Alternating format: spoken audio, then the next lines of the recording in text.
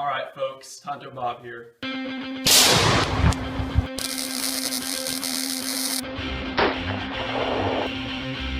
where the air comes in, this green around there.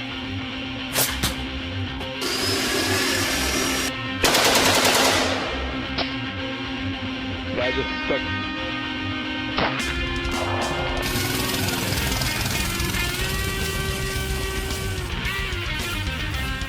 So Ben, what have we witnessed today? Taco Bell.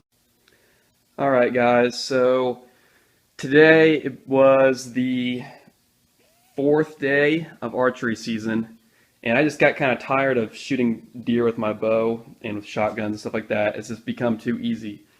So what I'm going to try to do is make a 35-pound draw bow out of this, probably too skinny of a log, of Osage orange. It's been curing in my barn for probably about 5 or 6 years from when I used to cut bow staves. Oh, hello there, big wolf spider.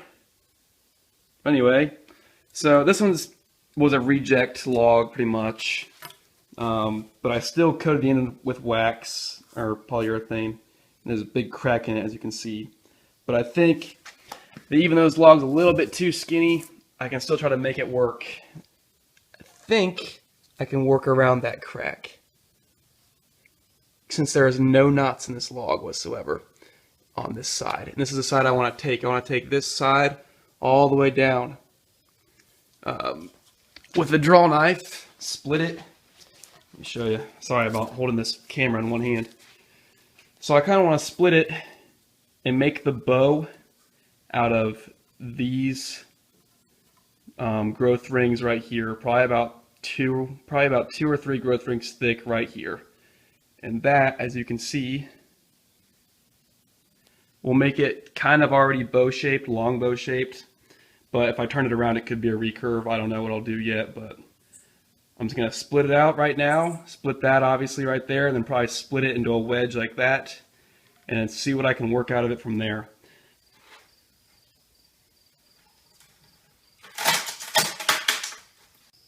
Alright guys, so as you can see I have the log split. Just measured it for the first time. It's about 64 inches long. But I am going to cut it down to where this little knot thing is, because as you can see the tree forked right there and left a kind of a funky looking end. So I'll probably cut it off around like 54 inches and have my total length of my bow be about 54 inches. But here's what the stave looks like. This is what I sold them as when I used to sell them. They look kind of like this. I left the bark on, polyurethane on, all that stuff. So what I'm going to do is I'm going to single out, I'm going to take the draw knife and the hatchet and single out all of these from starting about right here to about right here somewhere. Just this whole section right here all the way across. Leave it really fat.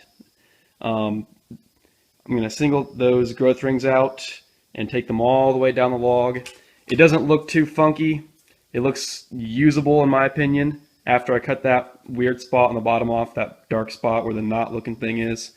And then I guess I'll draw knife it down, get all the bark off, and I'll leave a spot in the middle obviously for my grip.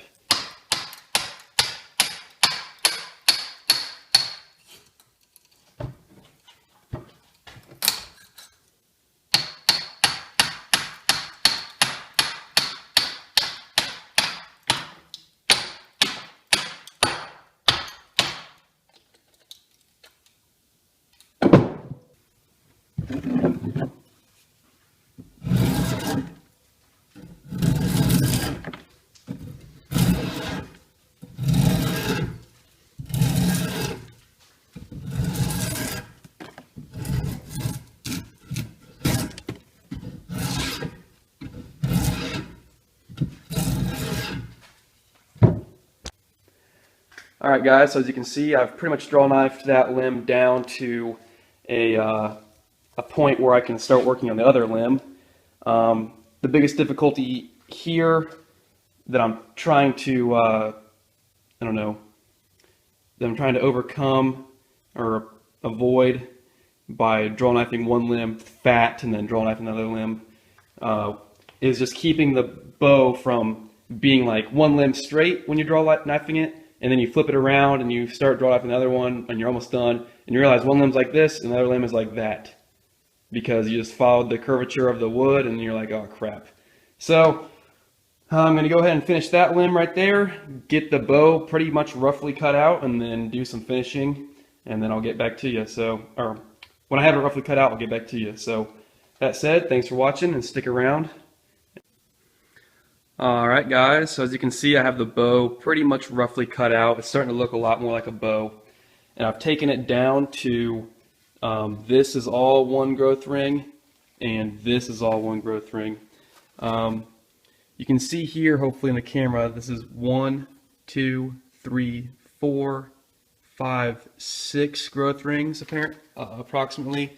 And this is 1, 2, 3, 4, 5, 6, 7 growth rings, but that's okay. I want it to be like that because this side was the smaller end, so I need to make it a little bit deeper into the wood to make it kind of even out right here where these two connect to the handle. It needs to be about the same length or same distance into the handle,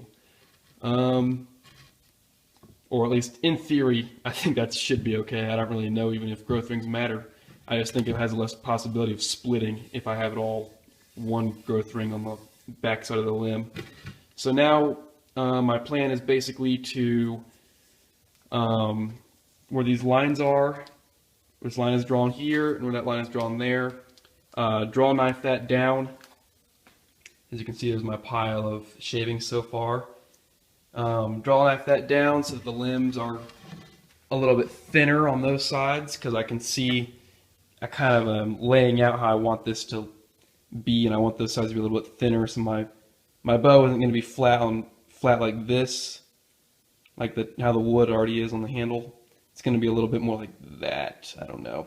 I'm using this as the very top surface when I get it all said and done. So, all right, guys. So I'm getting pretty close, as you can see.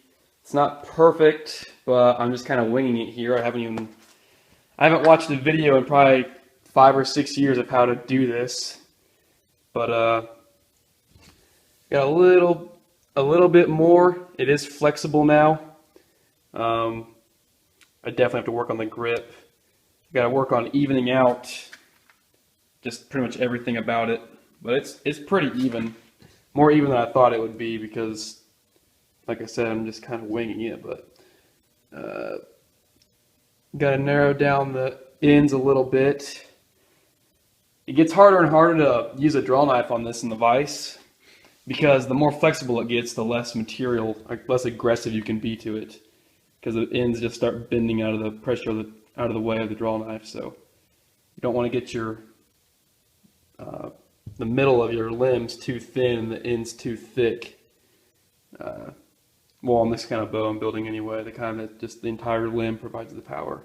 So, all right, I guess I'll shut up. I'll go ahead and I might just go ahead and finish it. I mean, it's self-explanatory from here on out. Just kind of form the grip a little bit how I want it. Probably should need to be more like this. Form the grip how I want it. It kind of curves inward. Especially that bottom part kind of curves inward towards my arm. So I'm probably going to keep that at the top and at the bottom. That way the string, if it's offset a little bit from the center of the bow, the arrow will kind of sit to the inside where my hand's going to be naturally. So hopefully it's not too bad though. All right, so I'm going to go ahead and shave that down to a nice bendable yet stiff and strong, I don't know, thickness.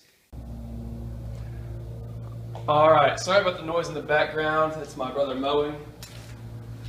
But I have the bow almost completely done.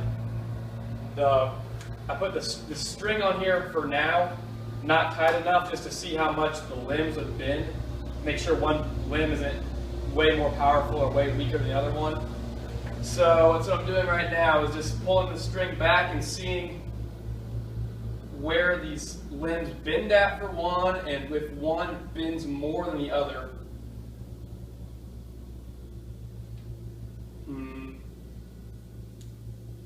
It seemed pretty even as far as where they, well, this one bends more in the middle, this one bends more, I don't know, evenly throughout.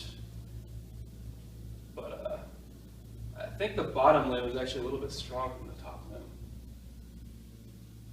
Either way, I need to shave it down a little bit more on both limbs, put the string back on, and then conduct the same test.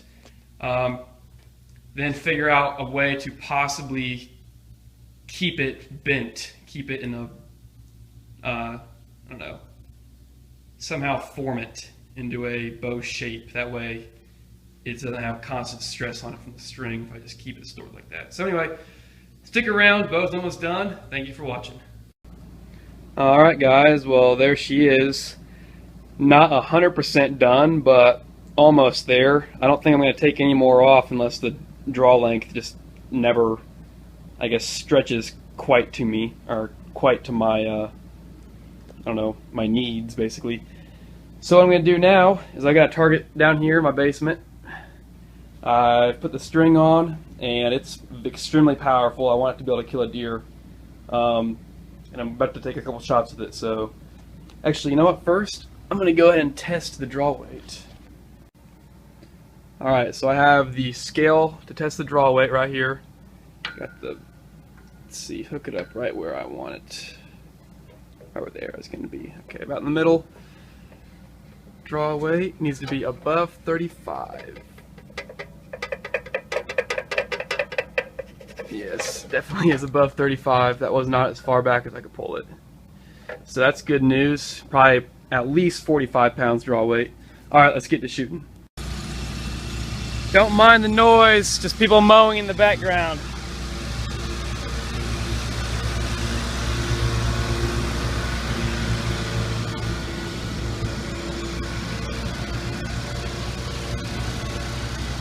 Yards.